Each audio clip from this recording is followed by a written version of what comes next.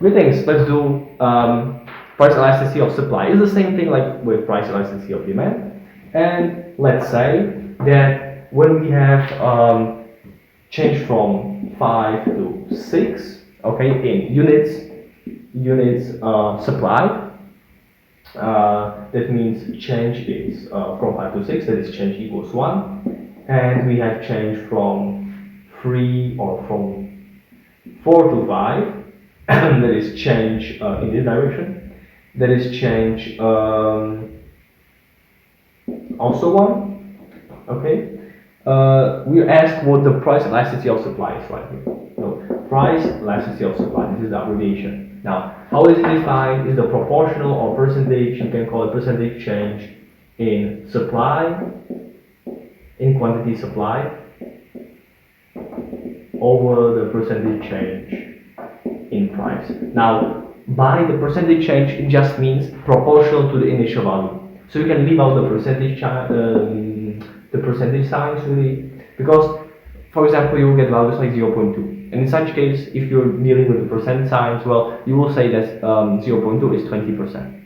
But you don't have to do that. You can just use the 0.2, put it into the fraction further, simplify the fraction into a normal decimal form or another simple fraction, and it will be the result itself. It will be just a number, nothing else.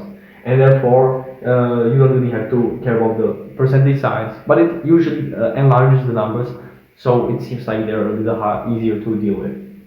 So the idea is basically, it's you take the change in quantity, supply, which is just given by the quantity as it changed right here. This is the quantity axis, by the way. This is the price axis, the vertical one. And we change by 1, okay? And it should be proportional to the initial value, where we went from 5 to 6, and the initial value was 5. That means that you will divide it by 5. So that's the upper side covered. And then the change in price was also 1, went from 4 to 5. But again, proportional to the initial value is going from 4. Now, you see what we did. In both cases, we just found out what the change was, the net change, you can say, in a way, and just compared to the initial value. So here was compared to the 5 in the quantity, and the price was compared to the 4. So the idea right here is that we can write it into percentage, so it will be 20% over 25%, or you can just say this is 0.2 over 0.25. And how you can write this further is, you can say this is, and you can write this in whatever way, 2 over 25. It's a way you can write it, okay?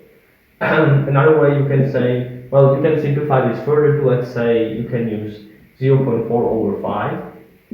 And this should be 0.08. It seems so, okay? So, sorry, there's a little bit of a mistake right here. It's 20 over 25. And that is 4 over 5. And that is 0.8.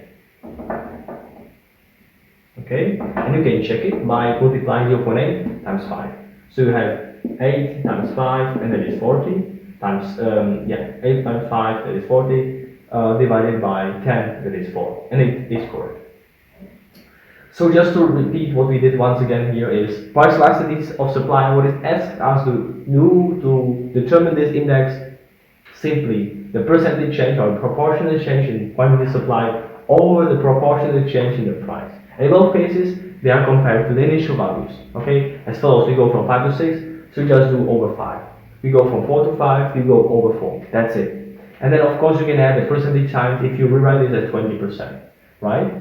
But if you don't want to do that, you can just ignore it, as I did here, and use the decimal form of the numbers. And of course, this might lead to some mistakes sometimes, so be careful with those.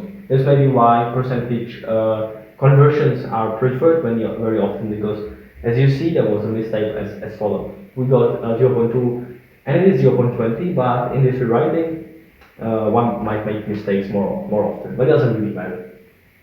So if you want to grasp this better, you can replay this example once again and see if you can do it yourself.